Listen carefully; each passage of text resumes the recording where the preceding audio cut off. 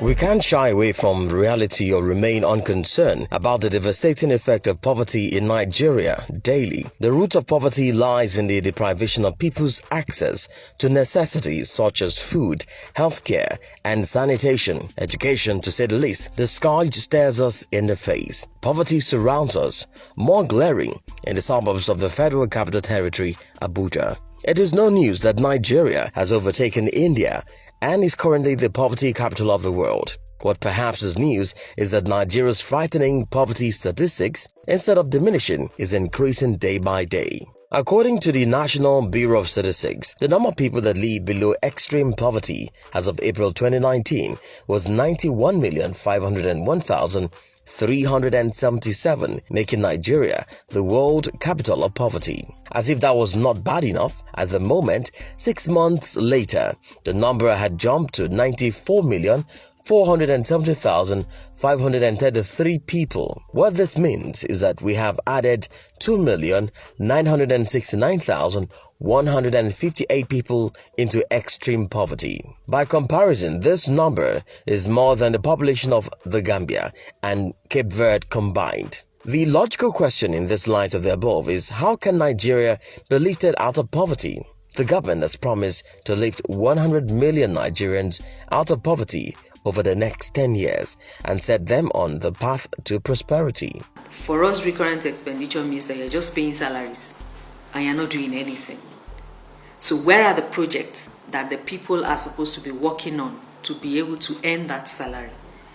So right now, that budget needs to be looked into, and I hope the National Assembly would actually look into it and increase the amount for the capital expenditure.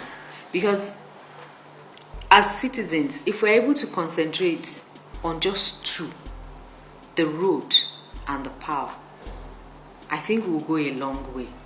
Lifting 100 million Nigerians out of poverty is just a convenient catchphrase to give the impression that the government is doing something. As Nigeria joins the rest of the world to commemorate the International Day of Eradicating Poverty, the fear, however, is heightened. At the current rate, Nigeria is not only off track to meet the Sustainable Development Goals, but many now believe that up to 25% of the world's extreme poor will live in Nigeria by 2030.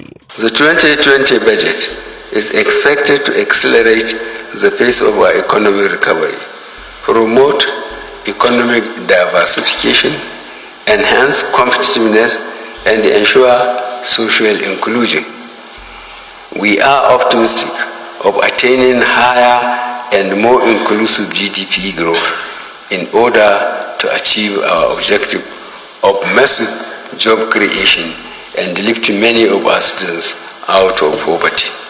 The high rate of poverty in Nigeria has been attributed to the unprecedented level of corruption in government and largely affecting all spheres of society. Many believe the president has not done enough. There are no evidential proof to show that this government is committed to eradicating poverty. Rather, the government is complicating and compounding our poverty situation by going and borrowing. Nigeria has become like a a debtor nation. Nigeria is all over the place, with going everywhere, cap in hand, begging all conceivable creditor all over the place, China and the rest of them. Over the years, the following factors have largely contributed to the high rate of poverty in the country. These include corruption, lack of education, poor medical care, unfair distribution of material resources, among others. So why do you want to increase the tax on these people that are already there without basic amenities and further impoverish the entire nation? If the government is broke, let them tell us they're broke and find other ways to fund the budget.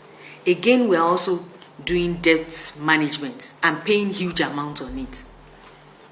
We need to look at other sources of making money, other sources of collecting this tax, not on the common man that is already paying excessively. President Muhammadu Buhari has promised to lift over 100 million Nigerians out of poverty before the end of his second tenure. But Nigerians hope this won't be the usual rhetoric. Roots TV Nigeria.